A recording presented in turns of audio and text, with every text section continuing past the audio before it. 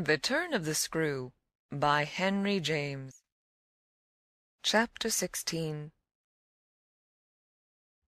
I had so perfectly expected that the return of my pupils would be marked by a demonstration, that I was freshly upset at having to take into account that they were dumb about my absence. Instead of gaily denouncing and caressing me, they made no allusion to my having failed them, and I was left, for the time, on perceiving that she too said nothing, to study Mrs. Groce's odd face.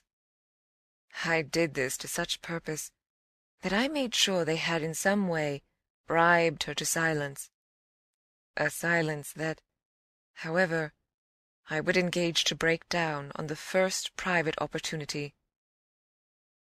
This opportunity came before tea.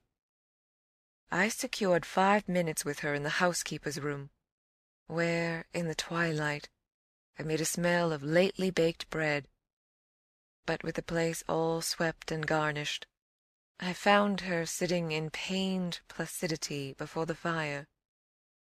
So I see her still. So I see her best, facing the flame from her straight chair in the dusky, shining room, a large, clean image of the put-away, of drawers closed and locked, and rest without a remedy. Oh, yes, they asked me to say nothing, and to please them, so long as they were there. Of course I promised. But what had happened to you? I only went with you for the walk, I said. I had then come back to meet a friend. She showed her surprise. A friend? You? Oh, yes, I have a couple, I laughed. But did the children give you a reason for not alluding to your leaving us? Yes, they said you would like it better. Do you like it better? My face had made her rueful. No, I like it worse. But after an instant I added, did they say why I should like it better? No, Master Miles only said, we must do nothing but what she likes. I wish indeed he would. And what did Flora say? Miss Flora was too sweet. She said, oh, of course, of course. And I said the same. I thought a moment. You were too sweet. I can hear you all, but none the less. Between Miles and me, it's now all out. All out? My companion stared. But what, miss? Everything. It doesn't matter. I've made up my mind. I came home, my dear, I went on, for a talk with Miss Jessel. I had by this time formed the habit of having Mrs. Grose literally well in hand in advance of my sounding that note, so that even now, as she bravely blinked under the signal of my word, I could keep her comparatively firm. A talk? Do you mean she spoke? It came to that. I found her on my return in the schoolroom. And what did she say? I can hear the good woman still, and the candour of her stupefaction, that she suffers the torments. It was this, of a truth, that made her, as she filled out my picture, gape. Do you mean, she faltered, of the lost? Of the lost, of the damned. And that's why, to share them. I faltered myself with the horror of it. But my companion with less imagination kept me up. To share them? She wants Flora. Mrs. Grose might, as I gave it to her, fairly have fallen away from me had I not been prepared.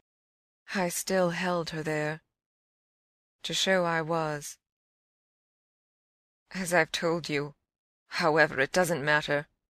Because you've made up your mind? But to what? To everything. And what do you call everything? Why, sending for their uncle. Oh, miss, in pity do, my friend broke out. Ah, but I will. I see it's the only way. What's out, as I told you, with Miles, is that if he thinks I'm afraid to, and has ideas of what he gains by that, he shall see he's mistaken. Yes, his uncle shall have it here from me on the spot, and before the boy himself, if necessary. And if I'm to be reproached with having done nothing again about more school. Yes, miss? My companion pressed me. Well, there's that awful reason. There were now clearly so many of these for my poor colleague that she was excusable for being vague. But, which? Why, the letter from his old place. You'll show it to the master? I ought to have done so on the instant. Oh, no, said Mrs. Grose with decision. I'll put it before him, I went on inexorably, that I can't undertake to work the question on behalf of a child who has been expelled. For we've never in the least known what, Mrs. Grose declared. For wickedness. For what else? When he's so clever and beautiful and perfect. Is he stupid? Is he untidy? Is he infirm? Is he ill-natured? He's exquisite. So it can be only that, and that would open up the whole thing. After all, I said, it's their uncle's fault if he left here such people. He didn't really in the least know them. The fault's mine. She had turned quite pale. Well, you shan't suffer, I answered. The children shan't, she emphatically returned. I was silent a while. We looked at each other. Then what am I to tell him? You needn't tell him anything. I'll tell him. I measured this. Do you mean you'll write? Remembering she couldn't, I caught myself up. How do you communicate?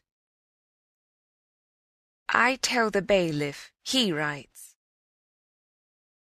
And should you like him to write our story? My question had a sarcastic force that I had not fully intended, and it made her, after a moment, inconsequently break down. The tears were again in her eyes. Ah, miss, you write. Well, tonight, I at last answered, and on this we separated.